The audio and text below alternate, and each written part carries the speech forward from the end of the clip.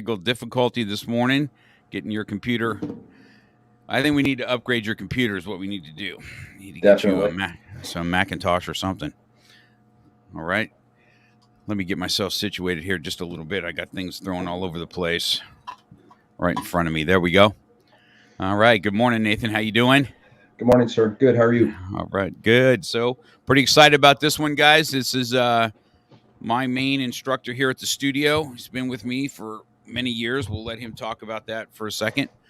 And if you guys don't know Nathan Carlen, this is Mr. Carlen we always speak about. And we'll let him talk about what his background is. He's a dad now and, about being married. So why don't you introduce yourself, Nathan, and a little bit about where you, besides working for me, what else you do. And Mr. Nathan Carlen. Good morning. Thank you. It's really cool to be here, actually. A little strange being online and stuff, but it's cool. So I appreciate you having me on here, first and foremost. I started martial arts probably when I was in a fourth grade after school program. And when that stopped, I had temper issues as a kid and not a lot of confidence but a lot of anger and stuff. And my dad, after some fights, my dad put his foot down and said, we're putting him in martial arts. And that's how I got into classes with you, sir, back at Rocky Peak. It took my mom 20 years to say it was a good idea. I can say that now publicly.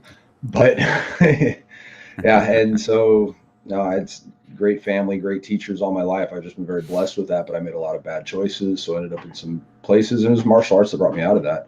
I currently, besides working for you and training wherever I can, whenever I can, I teach in the Los Angeles community colleges since 2004. My loving and ever patient wife, Vanessa, we've been together since 2006. We got married in 2011, and we were blessed with a little girl in 2019. And that's just been amazing. I often joke with everybody else who has kids, I am just learning all the lessons you already know. That is true. That's true. That's true. If you guys don't know, his daughter's name is Mo. Okay. And we call her Mo. Yeah. Well, how'd you come up with her name? That was actually Vanessa. She was named after the character in Peter Pan, Wendy Moira Darling. But we were talking about names, and the way life goes, I was at a point, being in my 40s, didn't think I was going to have kids at this point. And when that came up, and then found out the name actually meant fate or destiny, I was like, okay, sold. And that's how she got her name. And her middle name, it's actually named after my mother. So Moira Ellen Carlen. Yeah, it's good. It's great that, I remember how excited you were to become a dad, a little bit nervous, but I told you that it's going to be ups and downs, but having a little girl will do nothing but, first of all, it's going to change you as a man, number one. And, it's just going to completely, change your life. And you're going to see this as she goes through her stages. And, you should be celebrating no diapers here soon, I would imagine. Yes. Yeah. Okay. That was a big celebration for us. You know what I mean? And so you're coming down that path where you get to save some money, and you can probably have Starbucks again. That'll make Vanessa happy. And that's right. And so it's amazing. So you guys, this is how we're streaming today. I said that's probably why you came down here today, because to have a little peace and quiet then from home, but. He's actually in the other office. This is our other office today at the studio, and we're live. We're together, but in separate offices together. So that's why you kind of see an office look behind him there. That's where we're at today. So that's good, Nathan. I think that I've watched you grow as a dad now, and it's definitely changed your dynamic for sure. And so let's talk about when. You talk. I'm looking forward to this because some people are going to get to learn some stuff for you, because you're kind of a quiet dude. You're kind of like Michael that way. Michael's real quiet. You know what I mean? You guys have a similar demeanor, completely opposite of me. You know what I mean? You will get a little bit upset, but it's definitely you have a little bit different demeanor. And so I tell everybody that you came to me. I started that Rocky Peak. People may not know this about you, but you got to kind of watch me come up the ranks, correct? You started with me. I started in the church I believe, right when I got my black belt. We almost started at the same time with Mr. Knight and my brother. It was 1987 is when I got my black belt, and I believe that I started that program right away about that time. And when did you come in? Did you come in relatively quick there, or I when did you come in? started. I started. You had. I can't recall exactly, but it was either right before or right after you did your second degree black belt test. That's when you came in. So I Mm, had been there a couple years. So you saw my. So you've yeah. got to witness, right? My. I don't know if you were there for my second, but you were definitely there for when I went for third Yep. and watching that, and then of course Hmm. the fourth degree, and then you started mapping out with me coming up the ranks. And I think was Bo higher or let's see what number black belt are you of mine? Are you I am number 16. Bo was as far as when we got our black belts a year behind me. he was a year. So he's 29 and you were 16, number Yes, sir. 16 black belt. So you had me when I had no children, and martial arts was a little bit tougher back then, and so were parents. I'm just going to Hmm. be real. Okay. Yep. Parents back then expected me to make you do knuckle push-ups on the sidewalk, and matter of fact, they encouraged it. You know what I'm saying? Today, it's like I don't know if I want my kids to do competition because I don't know, it might bring them down if they don't win. I'm like, wow, It's it's ridiculous. such a. I mean, have you not seen that turnaround? Correct. Hmm. And Yeah. so there's so much to unpack about you. I'm trying to see the best way to start, right? To start. So it would probably be when you came to me, and then we'll get into where you kind of how you got into the college and to teach martial arts, right? Hmm. So you came to me when you were a young guy. I remember a lot of people won't really know this, but when you came to me, you were not a lot of self-confidence. You kind of looked down when you talked, right? Hmm. And I was probably intimidating back then as it was. Were your family going to Rocky Peak Church at the time? How did it come to be Find Me? um, well, long story short, my parents were not happy at the church we were at. And so we went on kind of a quest, if you will, looking for a bunch of different churches. And we landed at Rocky Peak. And I was a little kid, but I was old enough where my parents were leaving me home alone and stuff. And it was Rocky Peak's orientation, and I did not want to go. And my sister Sarah, who is just an absolute godsend, she cried and cried and cried till I gave in. And so I went and ended up most of the time loving it. Actually met your brother before I met you in the youth groups, and we heard about this karate program. I had done the after school programs, and just it's an odd thing, but the it's the grace of God. Martial arts has always been around me, whether it was my next door neighbors, whether it was the people I've met, whether it's through you. It's just a strange thing, and so we found out about the program that way, and I had gotten in some fights at school. Some is kind of an understatement, but and my dad put his foot down and said, "We need to find a way to control his temper," and I'm putting him in the martial arts. And there was a big fight. My dad put his foot down, and that's when he brought me to watch a class. And we met. I remember meeting you, and it was a weird thing. I was intimidated, like I was by everybody older than me at that time. Just I was I'll be honest. I was a scared kid with a temper, and that's what caused me to lash out all the time. Hmm. But I just remember feeling so welcome when I met you. And I know that's one of your gifts is just being so good with kids as long as I've known you. And I got to you invited us to watch a class. You were teaching advanced class, and I remember in that upstairs building at the church where everything Yeah. echoed. You were teaching hip throws, and it sounded like thunder as people were hitting the ground. And just I looked at my dad and said, "Can I do this, please?" And that Saturday was my first class. You had me with Jeremiah Reese for half the class because you said, well, he's already done something, see where he knows. And did that. And then I was with the rest class. And I remember at the end of the class, because of that, I was and it was like, wow, to me as a kid, I still remember this day more than I remember this day. It's in some ways better than my first degree black belt day. Because it was just one of those where I can look back as an adult and see how the confidence started to build through the martial arts. I was the first student you never made weight to get their white belt. It's always amazing how what you guys remember, and I look back and when you say I have a gift to teach kids, I had no idea I had that gift. I didn't want to do that. I've told this story before. I didn't want to teach kids. Kids were thrown at me because there was nobody that would teach them at the church. And so I remember that vividly. And I'm like, man, I don't want to do that. I just want to work with the adults. I want to fight. I want to show them how to throw people. And then it just didn't happen. And I kind of felt bad. I was feeling bad about it. And I'm like, all right, I'll take it on. I'll take it on and I'll see. And I don't know. Maybe because I think the thing about children, I mean, you've been teaching with me now for a long time, is they're so accepting over adults. You know what I mean? And you almost feel more comfortable in a room full of kids than I ever did in a room full of adults. Even me today, they're real. They'll talk about real stuff, even though they're young. And it was just, they're more accepting.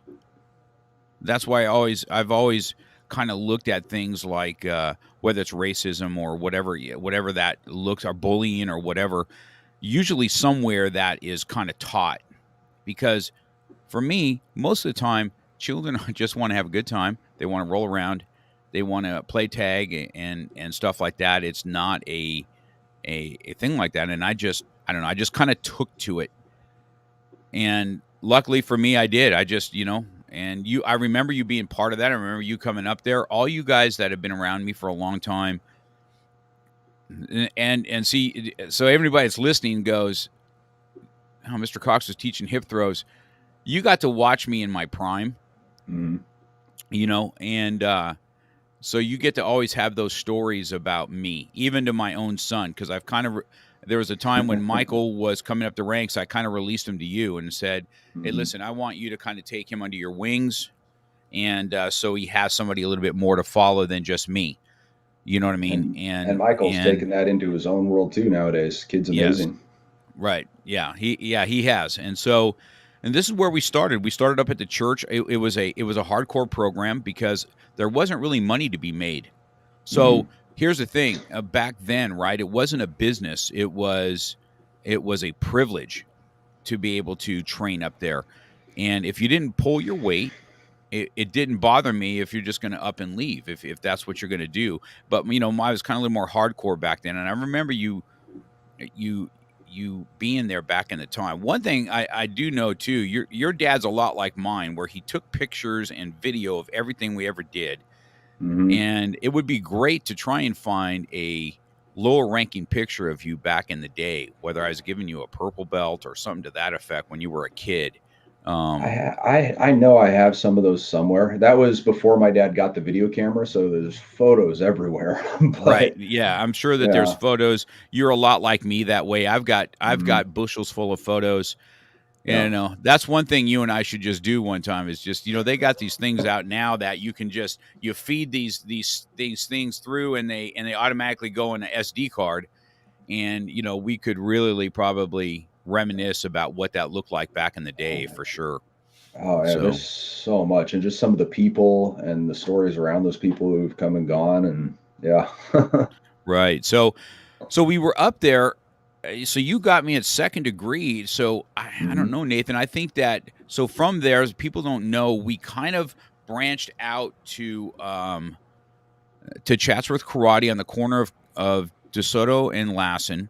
Yeah, I was an orange belt when you did that, and I another thing I remember, I was in class with Ken Knight, and you showed up, and you were talking about it, and class is over, and and I'm walking by, say goodbye to you, and you say, "So, are you coming with me, or are you staying at the church?" And I just, no hesitation, I said, "I'm coming with you, sir."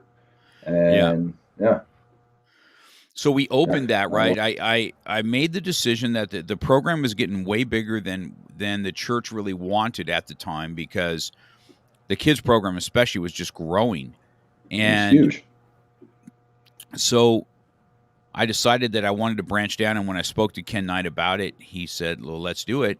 We'll keep the ministry up here for those that can't afford it and those that want to go down. And you were one of the families that went with me from Rocky Peak Church. So you were there. In my head, it's October 1990 is when we opened, I believe. Now, sometimes I say 90, it could be 91, but in my head, maybe the idea started in 90 and 91. I have to really look back at paperwork, right? But Could look we, back at old photos. right. So we came down and you came down with me. You were an orange belt. And I would imagine by the time you're blue belt, I'm probably having you start helping me with classes already. That's You kind of had me my teaching MO. classes at Blue Belt. Yep, I was teaching. I remember some people. I remember teaching a class when people kicked the mirror and shattered it, and being like, "Oh, what do I do, Mr. Cox?" I remember, I remember mirrors getting shattered over there. That's why I don't have them here. The only reason we have mirrors here is because they're way off the mat. If they were on the mat at all, I wouldn't have them. But so we're together here, and I remember you're getting ready for high school then. Now, Nathan, you went to El Camino, correct? Yes, sir. And I believe that you were on the wrestling team there also, correct? You did Mm-hmm. some wrestling. Yep.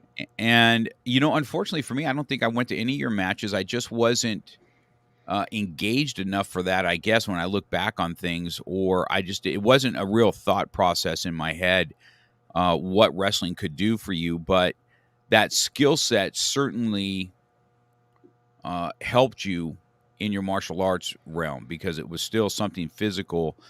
And as for those of you that you don't know about Nathan, this is how he dressed back in the day when he was going to high school. He would have long trench coats, so you never know what weapons he has on him walking around. And he'd have a long black trench coat and these boots on. And if it was back in my days, back in the 80s, you would be considered one of the mods. Back then is what it was called in the 80s. So anybody listening in the 80s, you remember we had those mods and stuff like that. But I think you were even starting to do security towards your senior year, I believe, correct? Yeah, that was a strange experience starting that.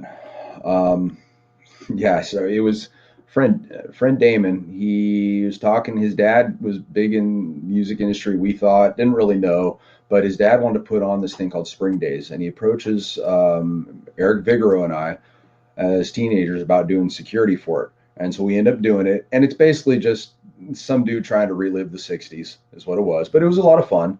But there were some interesting situations, especially as people were under the influence in the middle of the night. And I just found out I was good at it with working with people and, and then other things with people if I had to. And so shortly, after high school, part of what got into is I deal with essential tremors. I deal with essential tremors. Back then, nobody knew what it was. It was just neurological tremors, and it kept me from being allowed to do whatever I would have wanted to do had I enlisted, and that's what I was trying to do. I was actually at the office, and one of the guys from MEPS, who I hadn't done any paperwork, but he's looking at my hands and he's asking me questions, and I just remember he said, "Son, they're never going to let you do anything you want to do in the military." And so I said, "Forget it." And so I went back to school because I didn't know what else to do, and doing security work on and off, and then it tapered off. But that's kind of how I got into a lot of further bad choices, if you will.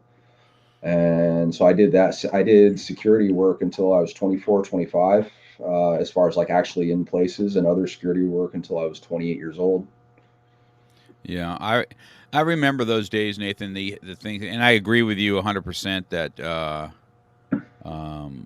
that when I did security too, we put ourselves into positions that really wasn't the best, for sure. Mm-hmm. You know what Yeah. I mean? We're in an element that we probably shouldn't have been anyway. But that is what it is. I guess we could practice our martial arts back then, because I certainly did. And I Can I say before cameras? You're right. Well, yeah. Thank goodness we didn't grow up with cameras and all this kind of stuff, like we do. But Yeah. so I remember now, we still. I remember most, Nathan, when you were getting ready for graduation of high school, and did you go right away to college or no? I did. And it was, like I said, I've just been blessed with amazing teachers, amazing coaches my whole life through no work of my own. Just, I have to say, God put them there.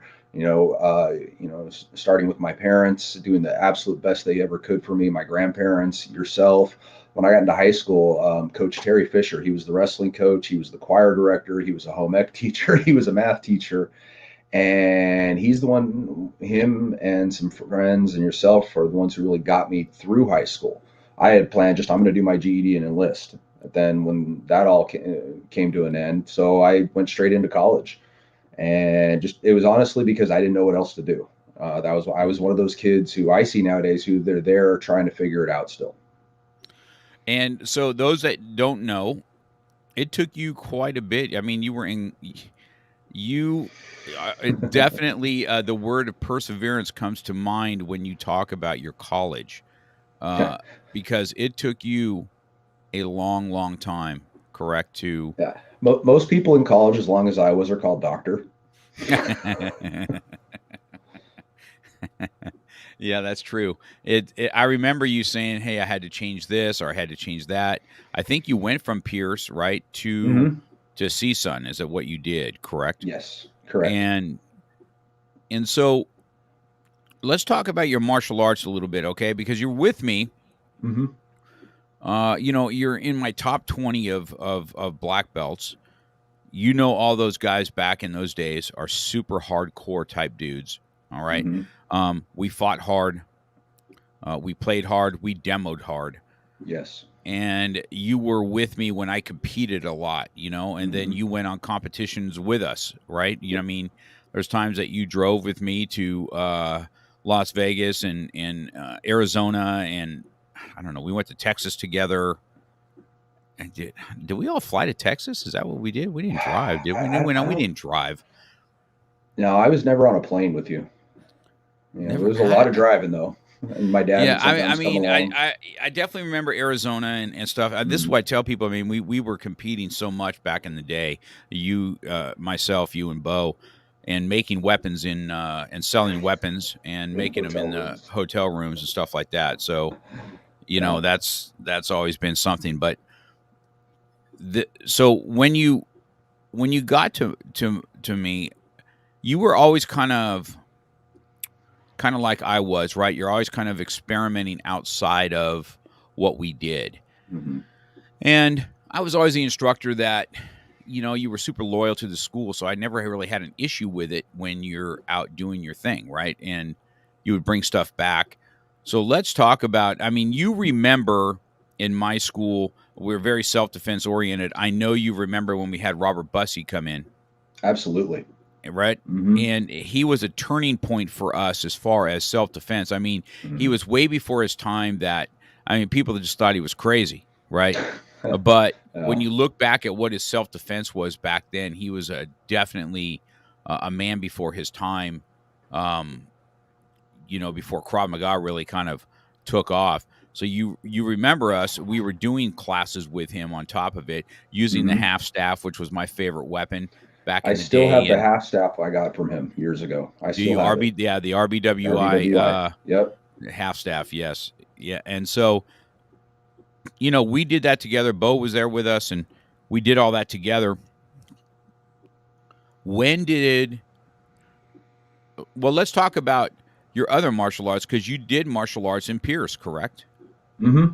Yeah. And actually, that's how I ended up as a teacher in the community colleges. It was I had enrolled in just on a lark, the because some other friends were taking it, not related to the studio, and they were some of the friends I got in trouble with all the time. So I'm like, this should be fun. It was a self defense class with a gentleman named Bernie Wiseman, and he unfortunately died. I feel bad. I can't recall of a stroke or a heart attack the day before the class starts, and so they canceled it.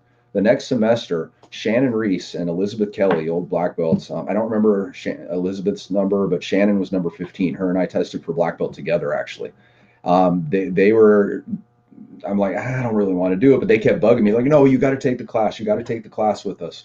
And so I said, okay. And I ended up taking the class. And it was a gentleman, Shion Dean Picard. He was a philosophy teacher. I mean, by far one of the most intelligent thinkers I've ever met, especially in the academic sense, but just the analytical sense. He was also the founder of the United States Karate League, a traditional Japanese karate organization. And I ended up training there, and it it was very similar as far as the hard style karate that you had brought me up with. And so I fell in love with it. And it was his version of Shotokan Shorinryu. And I ended up training with him pretty much my entire time at Pierce. And even after I left Pierce, when I was at CSUN, and I earned ranking under him as well. And when he was getting ready to retire, he walked me into the dean's office and said, "This is Nathan. He has the credentials. He's taking my spot." And that's how I got hired to teach karate at Pierce College. But it was purely because Shannon and Elizabeth, who I was friends with, we'd hang out. They badgered me into it.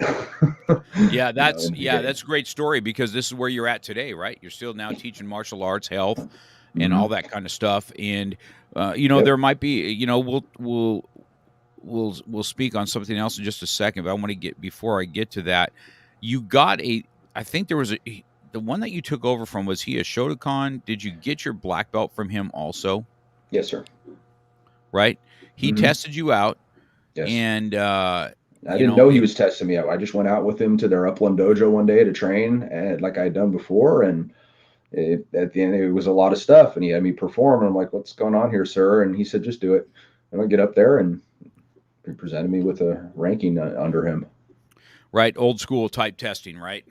And I think then, so you guys know that then afterwards, you were with me and Bo when we got black belts in Hapkido under Farbors. Yes, sir. And I think, I kept telling you, I said, "I want you to do this. I want you to do this." And what year did you end up doing that, getting your black belt there also? Oh, something I should know, but I don't remember. I want to say, were we out of the 90s or not? Oh yeah, it was. I want to say 2008, but I really can't remember for sure. So that it was probably way, because it was a few years afterwards that we wanted you to do, right? And then you did the test. People may not know this either, you guys. When Mr. Carlen did this, Mr. Farbors was just taken back by your cane form and everything else, right, in that test. And it was that was a testament to your skill level back then. And then you got your black belt. And we talked about, hey, I want you to do this because I want to add this into black belt curriculum. So those that don't know that, it was you, I, and Bo that would sit and make curriculum for Chatsworth Karate. I mean, you've seen me go through the gamut. Is anybody that knows me like you do, right? And we'll do something. You probably look at me half the time and go, "Yeah, this will change in about 6 months." And and so, I mean, do you remember back in the day where we had so much curriculum, we didn't even know what we had so much to do that we couldn't get good at anything. Yeah. And then so here we are, 30 something years later, and most of the time we're like, less is more, man. Less is more. We thought that we had to have all this big to do as far as curriculum goes and have 10 million things to learn. And I don't know why we didn't learn our lesson, because when we did traditional Hapkido, I mean, Steve Sexton used to work out and have classes inside my school. Yeah, I remember a lot of taking class with him and Phil a lot of times. Oh, man, he had some talented guys too. But you remember traditional Hapkido, I don't know, 210 techniques or something, crazy that, lapel 1 through 7, wrist 1 through 7, and da-da-da. And then at higher ranks, you have to, everything has a reversal, and it's just, and then by the time it's all said and done, what do we use? About half a dozen of those techniques, right? This is just where it was. And today we fast forward, us always being a self-defense school. But, I was never known for my forms by any means, but I was known for my tenacity and my power, and I guess that's what, then you guys came along and always been a testament to, it's always a testament. You guys have always made me look like probably a better instructor than I really was, but just because of just you guys, it was so easy to work with you guys because you had such natural talent. You know what I mean? And then we were able to kind of. I don't think it was so much talent. I think it was you always set high expectations for us. You cared, and we always were looking out for the best for us. So you said, here's the bar, and we said, yes, sir. Uh, well, yeah, that's true. I mean, I mean, I was super hardcore back then. I mean, I just in my head I remember it, but it was so normal for me that I don't really. When I hear the stories, I'm like, damn, did I do that? Oh my gosh. But then again, people think I'm hardcore today. Can you imagine? If you heard, I mean, you've heard some of the moms talk to me, right? And I'm like, you have And no sometimes idea. I just walk away and smile because it's like, you guys have no idea. Right? I mean,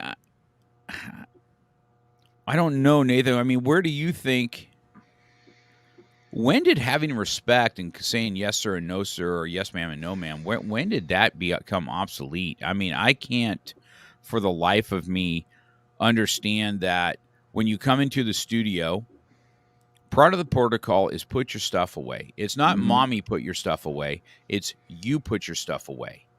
And to teach that personal responsibility, do you feel that you've seen a change in the last 10 years of what parents were 10 years ago and what some of them are today? It's Absolutely. And I don't just see it with parents, I see it with students, because I've been teaching in the community colleges since 2004, seeing the shift in how people are just even as young adults. And so obviously, I say obviously I can't, maybe I shouldn't, but the upbringing and just the level of respect and the level of entitlement among people changing, and they all want to do well, but it's that respect that's missing. And yet with parents and kids, seeing them not allow them to fail, not allow them to learn those powerful lessons. We were just talking the other day, and I told you, out of all the wrestling tournaments that I was in, I probably literally did hundreds of them and medals. I lost more matches than I won. Through some of my issues, I threw away the city championship my senior year, but that's the only medal I still have is from that city championship that I threw it away because that was a big lesson and learning. I don't think people get to learn from those things anymore. Yeah, I think that I think we've agreed on this subject for a while now, and it's super frustrating to me that I can't say that about all my parents here. Just so I want to make that clear. I want to make that crystal clear. Most time that I would say most of the time when parents are bringing them to a martial arts school, those that are coming just to have fun and it's a season like t-ball and volleyball for a season, then you got parents that are like, "Hey, man, this lesson is going to be learned, and you're going to stick through it. If you say you're going to do what you're going to do, then stick through it and do what you say you're going to do." I mean, And that's what I don't see as much nowadays. right. It's well, I want him to make his own mind up, and I don't want him to resent me. What Mm-hmm. what are you talking about? You know what I mean? I've yet to No. see anybody that was continued on as a black belt and the parents make it happen that they came back and, you know what, mom, I'm really ticked off that you made me get a black belt. I've yet to see it. Yeah, Right. that's like And anyone who says I don't believe in belts, and then they get one, and you say, okay, you want to give it back now? right, exactly, right. Yeah, yeah, that's the other ones. People that don't believe in belts, are usually the ones that don't want to go through the process of getting one, you know what I mean? So it's a cop out is usually is what it is, but uh yeah, that's 100%. So let's talk a little bit about you know we had a student named Heidi, right? Mm-hmm. Yep. And I remember that you were struggling with alcohol at one point, Mm-hmm. and I've sent many people to you down the Mm-hmm. roads and say, listen to me, because they're all shocked. First of all, they're like, what do you mean? And I said, you go talk to Nathan Carlen Yeah. and ask him if you know the problem is, Nathan, today, right, is everybody's so worried about what people are going to think about their past because you Yeah. get so put on blast now that you're canceled if you did anything of any wrong. If you said the wrong thing 25 years, it's like for people not to think, and then you get a lot of young people that think that this is just how you are, and they're not even of age yet to go, man, when Yeah. I look back at myself then, wow, some of the stuff or that I thought or how I felt or whatever Hmm. isn't right. And Yeah. it's like you're not allowed to fail. You're not allowed to make mistakes. And then usually the ones that are canceling you or trying to cancel you or doing whatever you're doing, instead of there being a forgiveness and a growth and say, wow, because really, when you talk to most successful people, when you hear their past, they're just like, wow. And everybody that tries to cancel you or do whatever it is, they probably have a past too.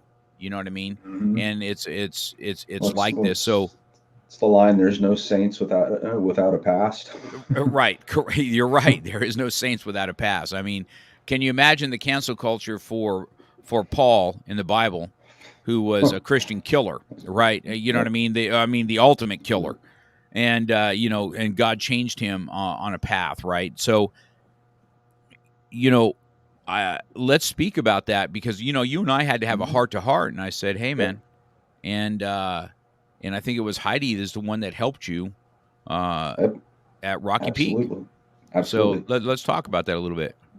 Um, well, I mentioned I was scared all the time as a kid, even getting training and growing up. I was faking it a lot. I burned a lot of bridges young because I was scared all the time. So I'd make up stuff. I'd run from people. I mean, even today, I am people. If anybody hears this, they're gonna who knows me. I am the king of staying out of contact, even with people I love.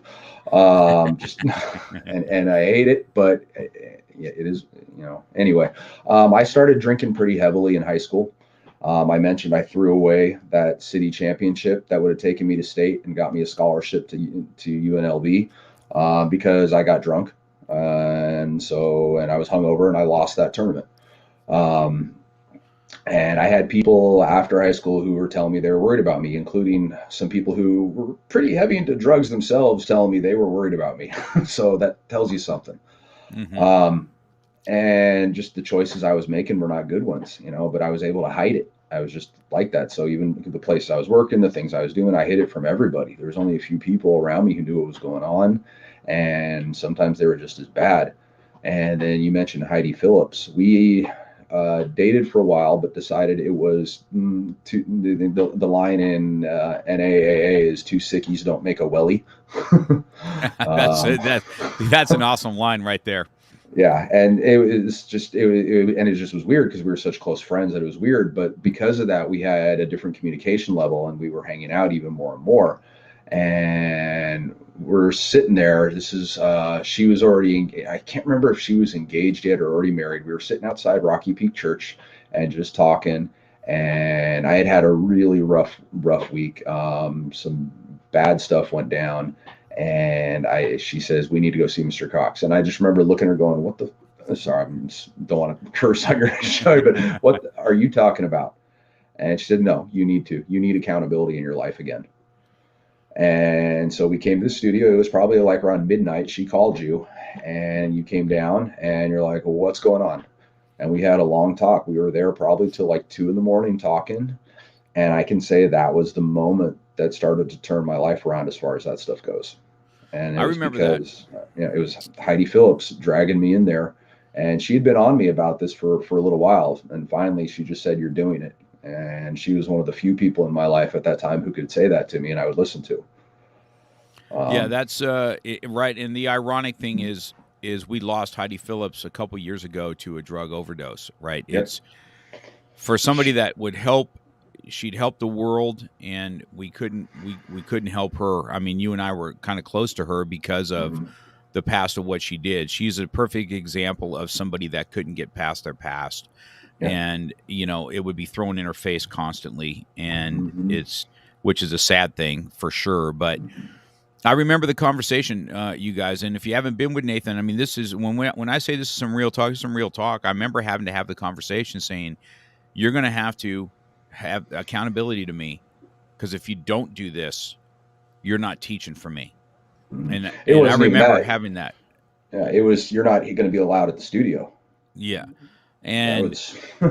so I remember that was a hard conversation, and I'm like, "Oh man," and uh, but you turned it around. I don't know that Mhm. something happened there, and you put it down, and it wasn't such a crutch after a while. After Rocky Peak had a recovery program, and believe it or not, if people don't know this, I was actually Sage's mom involved in that at that time too, or not? That's actually, she wasn't. It was a woman named Darlene Bowman who was the main I person remember. that Yeah, I. I remember Darlene Bowman. Yes. And she was awesome. Her kid actually trained at the studio for a while, and is like after I had not been going to that program anymore. Several years later, she brings her son in, and we're both like, "Hey!" It was actually pretty cool. But I actually met Ashley's mom there once. Once or twice, if I recall, before I met Ashley. Mm-hmm. So yeah. Yeah, it's just something, if anybody that knows the history of Chatsworth karate, and just so everybody knows, hey, listen, I had a checkered past, man. I was no choir boy. Okay, I wasn't my brother. I can tell you that for a fact. And I think I had these conversations with you. I was the guy that was buying the high schoolers booze. Okay, I mean that was what I did. Brian Nan and stuff. I'm about 5 or 6 years older than those guys, and so we had a really tight bond, but we were doing high school parties and I'm buying the kegs for them. You know what I mean? So it wasn't like I come from this, um, this past that, this that didn't have, I was a lot like you guys, man. Fights all the time. And matter of fact, I like to fight. See, that's the problem. And you did too. Okay. And that's the issue is I liked it. I enjoyed it. It felt there was you being bullied. I'm like, man, I'll show you what's up, and I still Mhm. tend today at 60 years old for that to fester, because there's sometimes I'd like to just, Yeah, unleash the beast. And that monkey is this always in the is back of the head. that's right. I mean, this is where martial arts is a constant and never ending improvement of your mindset, man. It isn't about punch. I mean, teaching somebody how to punch and kick is not as that's not hard. Teaching them not to use it, that's hard. Okay. That's what's hard in martial arts, right? And so I wanted to talk about that because I know that we didn't even talk about this for a long time. You and I, we never brought it out or anything else. But now, being an older man like you are now, and with daughters and stuff like that, you've been able to do something that I cannot do, which is talk about a substance abuse and how you kicked it, and that you have an understanding for it. So when you see where we're at, we're Rocky Peak, and then I get this place on a whim, right? I Mhm. get Lassen and DeSoto. The only way I got it through the story is I had trucks stolen, my pool truck stolen, and I got more money from insurance company than what they're worth. And I just saved the money and enough for you, I, and a couple other guys to go looking for old carpet padding and open up this school on bare bones, right? And then it Yeah. just is what it is. And then we come here, and I'm still doing ministry up there. So God's been in this thing ever since it was born, right? And then we come to this location in '99, and we helped start Freedom Church from here, and we've just been a beacon of light ever since. And it's not been without just every once in a while we just get hit with a lot of stuff, right?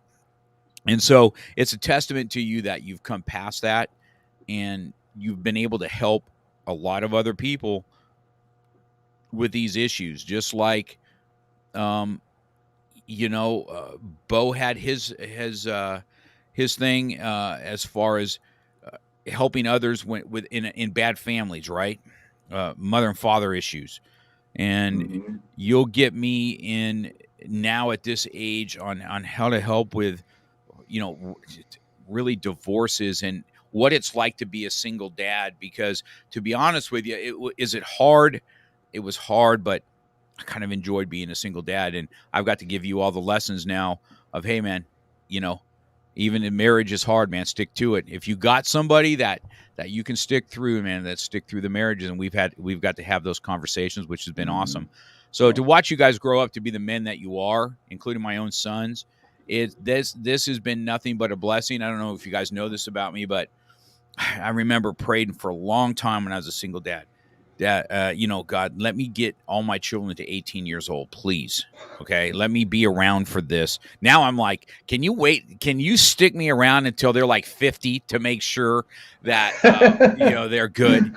And so it's that's where it was. So we talk a little bit about this, and then you've branched yourself out a little bit. Okay, now we're in the school. There's come a time that you've done this, and you've become a more of one of the chief instructors here. And isn't it funny how it was really a Tang Soo Do is where we started, but now you're more the chief instructor in the Krav program, Yeah. right?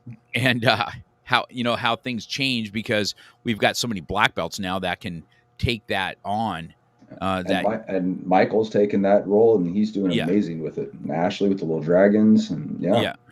So we've just got this awesome core, and Mm-hmm. so let's talk about the Dog Brothers. I mean, people.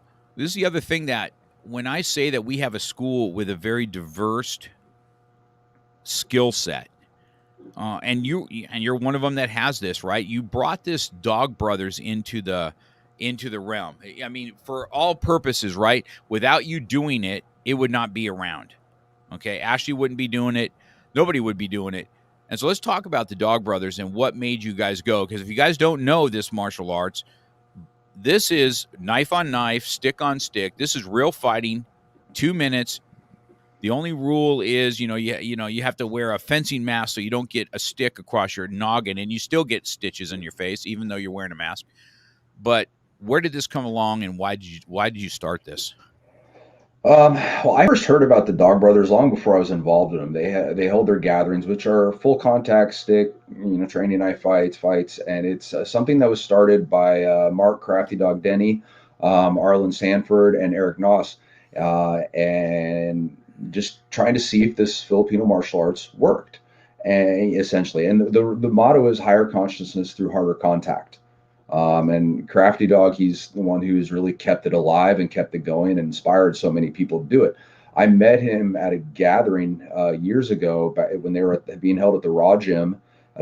Someone told me about it. I had seen them in magazines like Black Belt Magazine, things like that. And I'm like, oh, interesting. I just thought it was another Filipino martial arts group. I had already done Filipino martial arts with some guys over the years and was part of different organizations.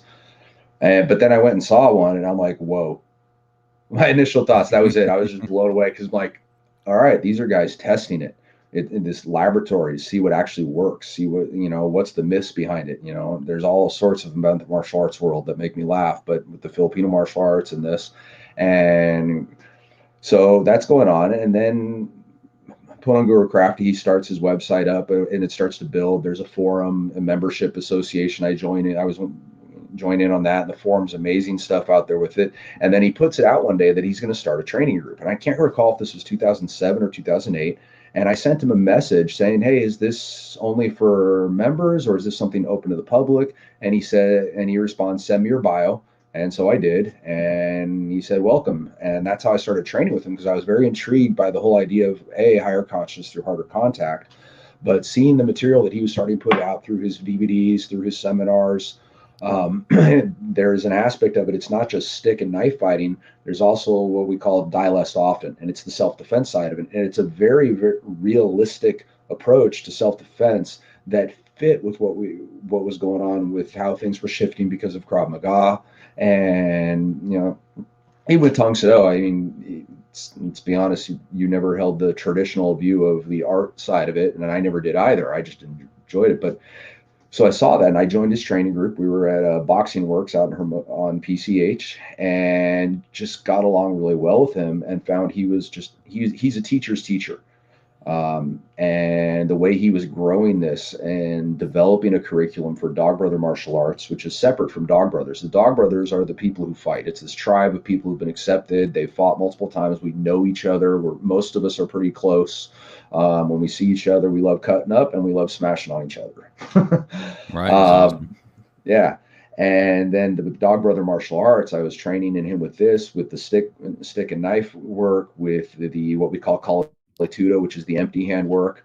And specifically what I love the most, as much as I love all that, and Crafty's teaching and his friendship and some of his mentorship and this stuff, was the DLO, and that's what kept me coming back to it. And it turned into something, as things do. You stay with it long enough, and just the different the aspects of it start to become a part of you.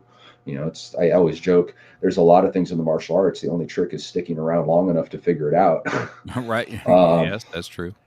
and so just over the years, getting close with him, training privately with him, training at his house with him, training at multiple different locations. And then eventually, before he left California, he was teaching a regular class at Chatsworth, bringing him over here. And that was just incredibly special to be able to do that and have him here. And he still teaches online. And I just something about it, both his attitude, the attitude of the Dog Brothers, that idea of higher conscious through harder contact made sense to me. Just learning things under pressure that stay longer, and just all the things that went through it. It was very realistic. As much as there was an art side to it, a lot of it was, okay, yeah, there's an art side, but the art is what happened when you know how to get there. You understand the realities behind it. I say this all the time, and it's something I got from Puma Crafty, is primal realities first. And it felt very in line with in Krav, how it's deal with the immediate danger first. Right. And Yep. so they linked up very well in this regard. That's right. I've got to I've got to go watch you kind of mature through this thing. I've gone to your gatherings when you're fighting and watch and get some pictures, and it's always been it's something. I mean, you guys just did something out in North Hollywood. I came out and watched that for a while, and now you've got all these guys that are, for all purposes, probably, Nathan, you probably say this, is they're younger. They'll probably be better than what you were as they get to emerge through this thing. As I've watched, Ashley just dominated these chicks last. I was like, what the frick? And watching John, and you got Clyde, and you got this whole tribe itself now that all started just based on what you brought to the table. And so we'll see where that history goes, man. Yeah. Yeah, and I mean, it's you allow. I always came to you. I mean, there's other systems, other places, and I always came to you and asked, and you were always so encouraging. And then with Crafty, with his guidance in this system and this methodology, if you will, because it's systematic, and even though people don't see it, but with his guidance and with his blessing of forming the Hermosa Chatsworth clan that we have, these guys, yeah, they're young and they're coming up. I expect them to be better than me, but I'm going to make it as hard as I can.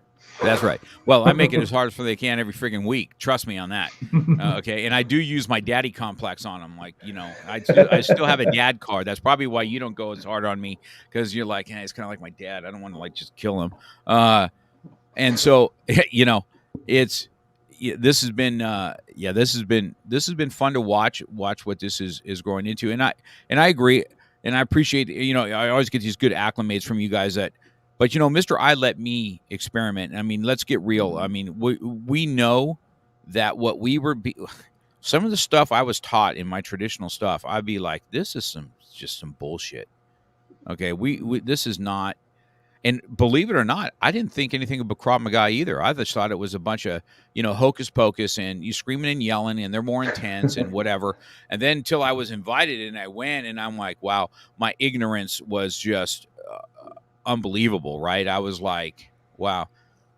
And and then it came to what it was, because you guys have been around me for so long. I'm a self-defense guy, and I just didn't like a lot of the self-defense that we did. As a matter of fact, I used to get in trouble. Remember when I was coming up the ranks, we had things we called hard and soft self-defense techniques, and I'm like, I don't understand what soft self-defense is. Controlled self-defense, I can understand.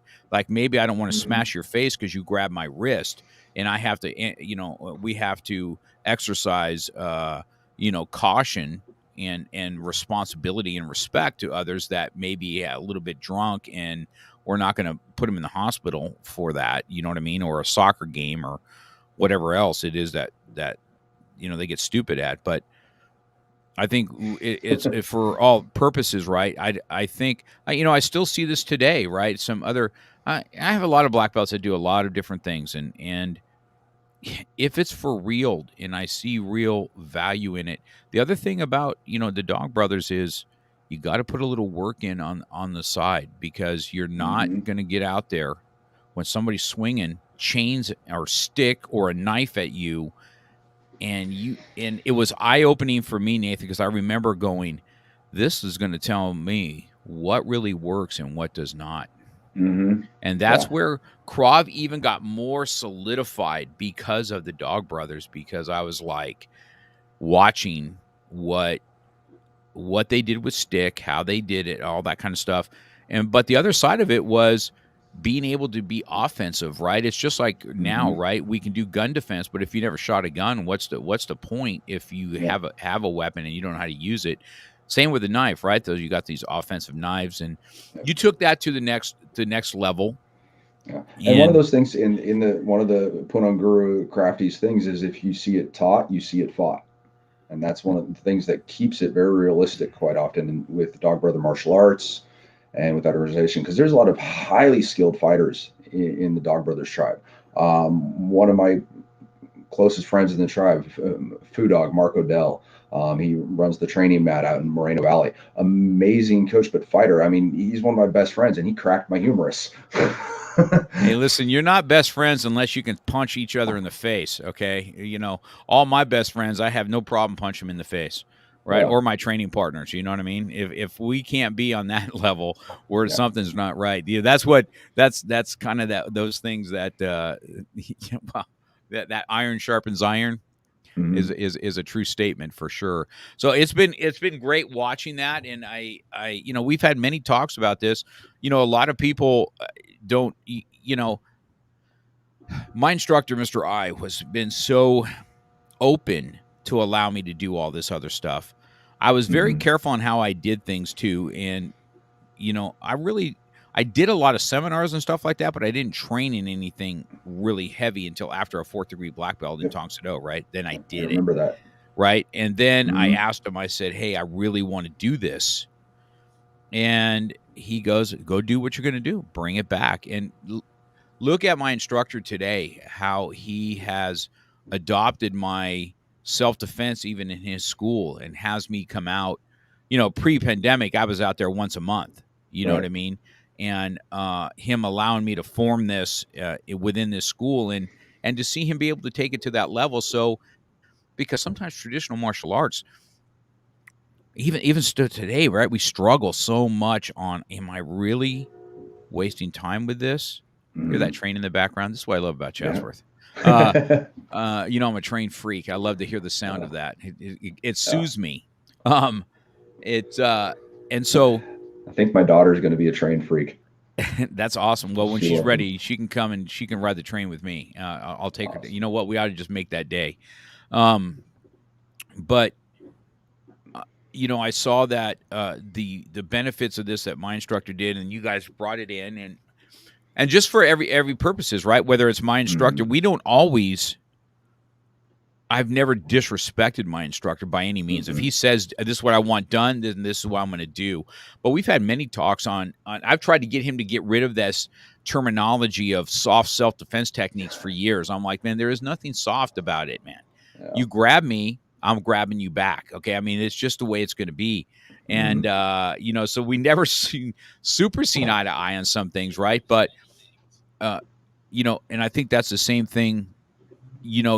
People, people don't. How our relationship has grown to a point where you and I've had disagreements on things. I said, "Nah, I don't Mm-hmm. agree with that," and you're like, "Well, I don't," and you say, I don't agree with that." I said, "So where's our happy medium? Let's do this." But you've always been the most respectful of students. Just so everybody knows that I am Mr. I's, biggest ally. You know what I mean? I want his legacy to move on, and I'm telling you, I've been hit with hooks left and right on, get rid of this or get rid of that, and I just can't do it. You know what I mean? Mm-hmm. It's something uh, that I just can't do. And you're the same way to me. So people know, I said you're probably one of my most loyal students as far as what it is to me. You may not agree with me 100% of the time, but you're going to do what I ask, or go to the way that I want things to be done. It's been an honor to watch that, and I appreciate it, because some people may have been on the receiving end that disrespected me too much. I remember you. What's awesome is right. I was the pit bull of the school, and that's what you and kind of DeRocher were for me is the pit bulls of and now we've got a little more. We got some Chihuahuas and we got some German Shepherds and we got some pit bulls, right? So, so it's that loyalty is what one of those we talk about stuff missing today, and that loyalty is it. I mean, you set the example, and it wasn't is families and just in general, but you set that example. You always encouraged us to find our own way and be our own person. But you reined us in when you needed to, when we needed it, whether we knew it or not.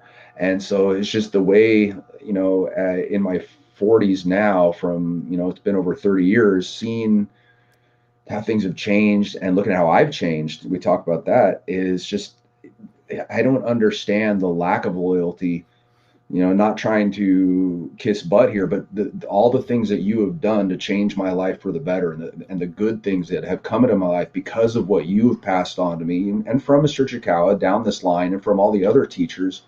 I don't understand the lack of loyalty nowadays. I just don't. It just doesn't make sense. Yes, we disagree sometimes, but in the end, I'm going to say, yes, sir. That's what you want done. That's what it's done. I know.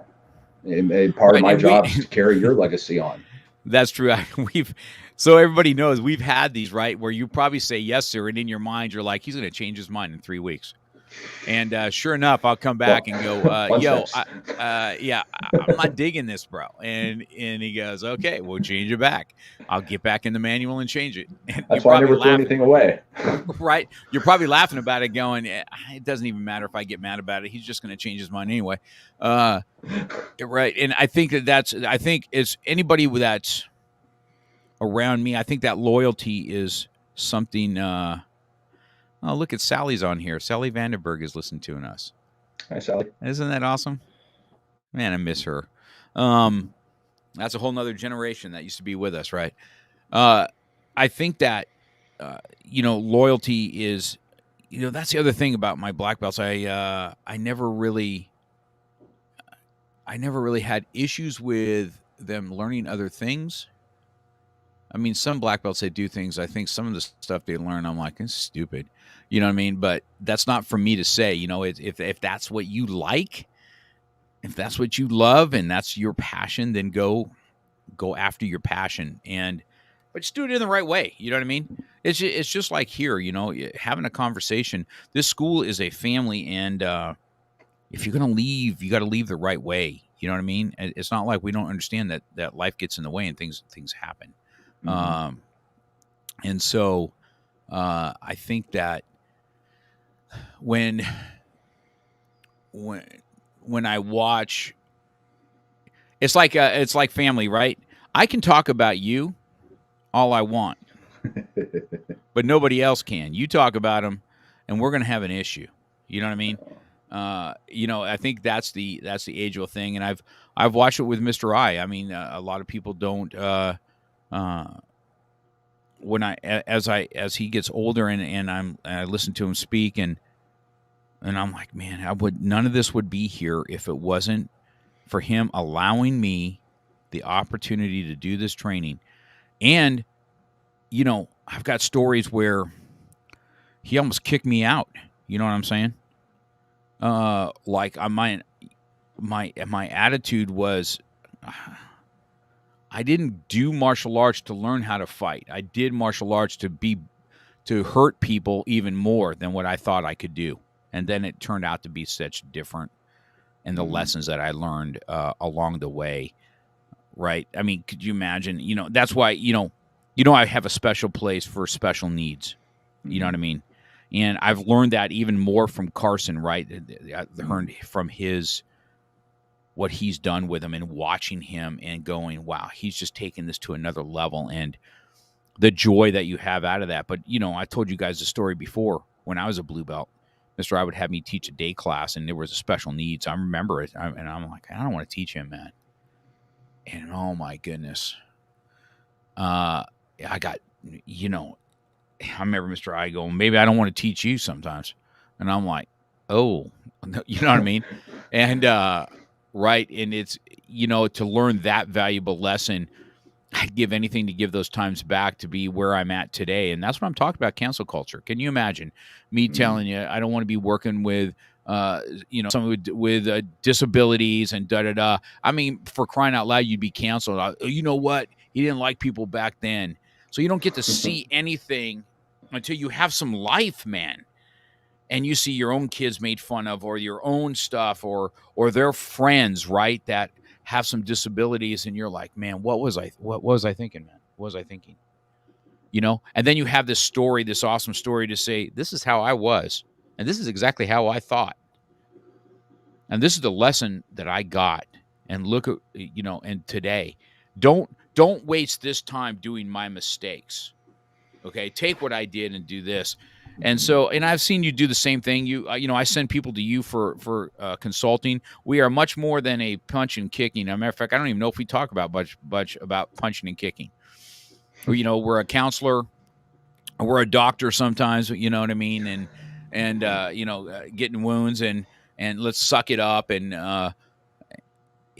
do all the stuff that there is. And it's been a pleasure for sure to be alongside of you.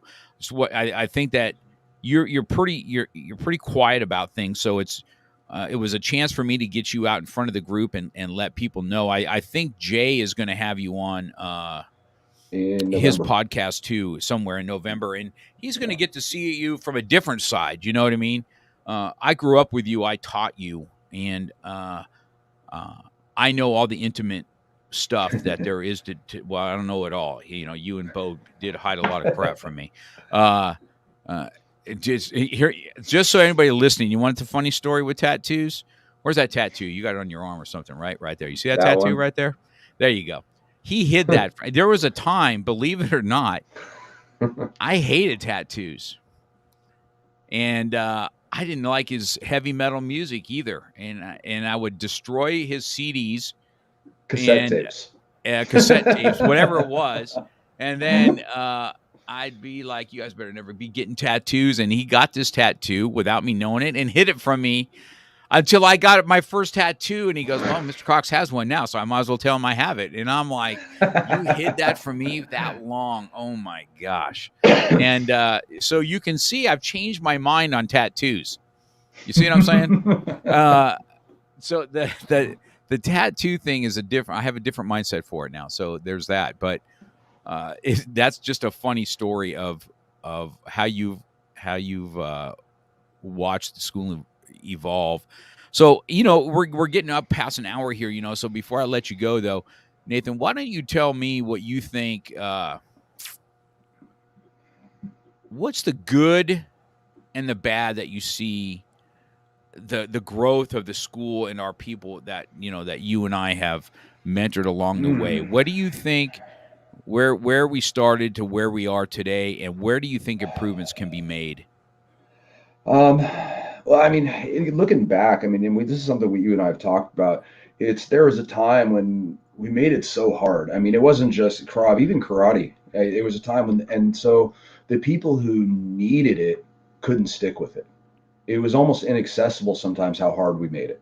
Whether it was you failed your test if you missed a key up, you failed your test if you missed a board break, the knuckles on the concrete, all that stuff, or with the Krav, the 9-hour Krav testing for a yellow belt in 103 weather with no air conditioning. We made it so hard sometimes because we wanted it this way, but we didn't know. It was like we didn't know how to temper it, to make it accessible to the people who really needed it. We got the people like yourself, like myself, who loved that contact and wanted more. And that was cool for us for fight class, but right. Yeah, that's true.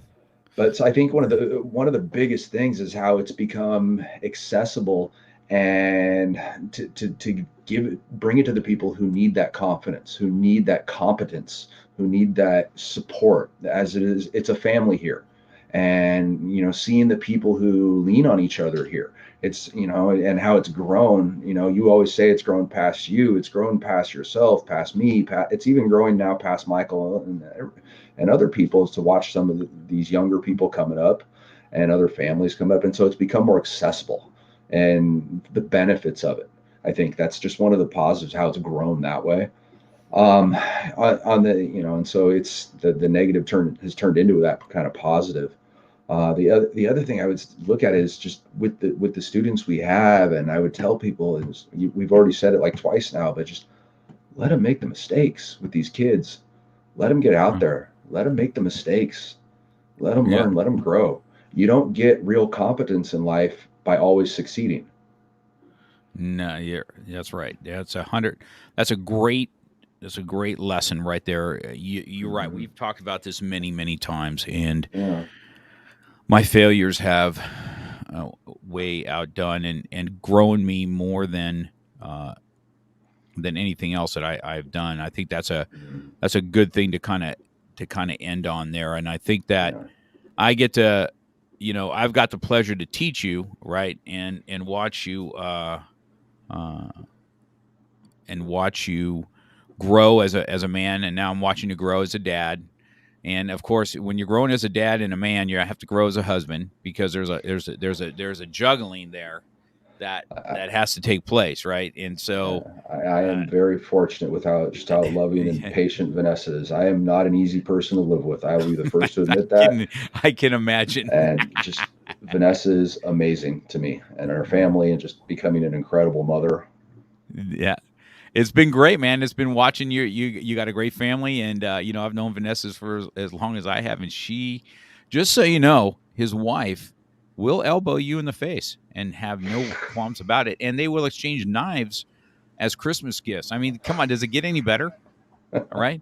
My girl, you know what Cat gets caught with going through somewhere, her brass knuckles. So did Ashley. Right. Right. So as Ashley just happened to Ashley too, or something. And Kat's like, oh man. And they took him away from her. And I'm like, yeah, that's my girl.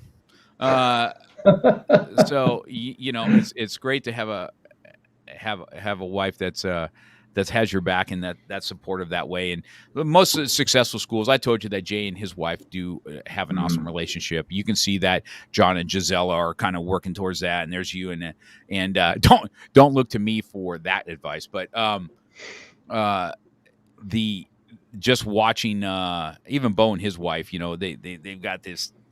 If things are going to be important, I think the last thing we're going to talk about, right? You stuck with you were going to open your own school. We had this real conversation, you and I, one time, right? And you're like, Mhm. Mr. Cox, I'm behind you 100%. He talked. He goes, I got two paths to go. Either I got to go get my master's, or I got to open up the school. And you made that decision to go get your master's degree instead and stick with the Mhm. with the thing. Are you glad you made that decision? There's always the second thoughts, as a man, I always look back, wait, did I do this? Did I do this? That's the monkey in the back of the head. But pretty much, yeah. I mean, I look at the things I've been able to do, the people I've been able to interact with and help as a professor, as a teacher, and I look at the things that I've learned through that I've been able to bring back to the martial arts world in my teaching and being able to help people more. And a lot of that decision was made off knowing the sacrifices of a running and opening school, especially seeing you do it in the early days. And Vanessa and I were talking about other stuff in life, and I'm just like, you know what? God's put this thing in front of me. Why am I not following it? As far Mm, as if I finish my master's degree and continue to teach, and who knows where, I'm an adjunct professor in the community colleges. So I'm a part timer. I do a lot of work. I interact with a lot of students though, and a lot of old students even still come and talk to me about stuff. So teaching, and what that master's degree allowed me to do was teach in more classes. And so when I start teaching in more, not just physical activity classes, I'm teaching lecture classes. I had more interaction with students. And I'm getting students who are having serious trouble, and I'm able to give them some guidance as far as, okay, look, if you're having substance abuse problems, these are the numbers to call. This is the program to go call. The school, it's free, it's confidential. There's been a lot of students I've helped with that, with students who are struggling with their health, whether it's feeling overweight or type 2 diabetics. I've been able to give them information that has helped them turn their life around. Just kind of after right before the lockdowns and pandemic, I got an email from a student who, hey, I just want to let you know, you always said the best diet is the one you can stick to. Well, I'm down 150 pounds. I was like, that's that's good. awesome. Yeah. Yeah. And so I get stuff like that, and people think, oh, it's a part time college professor. Yeah, but I'm up there and I'm able to influence these young minds hopefully for the better, and help them to learn to think critically. This is something I also tell them all. I'm not here to tell you what to think. I'm here to help you learn how to think critically for yourself. If someone is Yeah. just straight telling you what to think, run. Yeah. It's been great. That's good, Nathan. I think, you got some great insights. This is why you go. And by the way, I'm glad you spent all that time in school so you can rewrite the manuals with proper English and not have me do it. So that's pretty good. And Uh, watching you be able to correct other professors and their language has just been loving it. You know what I mean? It's just watching watching you catch Stephanie from who's a professor at CSUN with her grammar sometimes is just priceless because it just drives her crazy. she's gonna Uh, hammer me now the next time I send her right? something to edit. Yeah, yeah. She's going. That's right. So uh, I think that we should end on that note. And Can for I make me, I want to tell two you. quick plugs real quick? Yeah, go Just ahead. if, for you guys, a lot of people seeing this and watching this podcast has grown for you. I really would encourage people, if you're just watching this because of who's on it, subscribe, because some of the stuff Mr. Cox putting out and with his daily discipline stuff is pretty amazing. And so there's a reason it's called Real Talk. Second thing, if you're interested in the Dog Brothers, I'd highly encourage you to go to dogbrothers.com and check it out. There's a lot of stuff there and a lot of really great people in that organization under Pudong Guru Crafty. Yeah, it's great. Now, who's the one that fought John, the last guy? He really stuck out with me. The one Oh, that was peppering him a little bit. I think that was Michael Omega Dog. This guy, man, He's I really awesome. like him, and I hear he's a vice principal of a school. I didn't know that. I know if he's who I think you're talking about is Mike. He's I a think BJJ black belt. Yes, I think He's that's got him, and he stood toe to toe with okay. John. He Yeah. connected a couple with John. And then he fought everybody, anybody that wants to Yeah. fight, and he's got a Oh yeah. smile on his face all the time. He's awesome guy. And here's the funny thing about Mike. You see him in what he wears with the jersey, and it looks like he's wearing shoulder pads, right? Hmm. That's his shoulders. Yeah, this He's just guy. a And so beast. you know what? I think I'm going to lean on you to reach out to him for me, dude, because I would love to have him on the podcast. Okay. I would love to ask him because I kick back and I sit and watch these guys, and certain guys really catch my eye, but he really caught my eye, and I'm like, Yeah. then to find out that he's a principal, and I don't even know if it's an elementary or a junior high school that I he's a don't vice know. principal. I That's what didn't he know that about does. him. That's what John was telling me, and I'm Yeah. like, you got He's to an be awesome kidding me, dude. right? And I'm thinking to He's an awesome myself, dude. boy, do those kids not know what they don't know, uh, right? It's in. I think Thinking he how would I was in be. junior high. Oh yeah, they have no clue. Yeah, I would really like to get him on. I think I'll sick you on that and stuff. But once again, Nathan, I want all the years of support that you give me. This studio wouldn't be what it is today without your contributions to it. And It's been a as you complete honor and continue, privilege. right, you continue helping me develop other instructors, and you've went down and helped other instructors.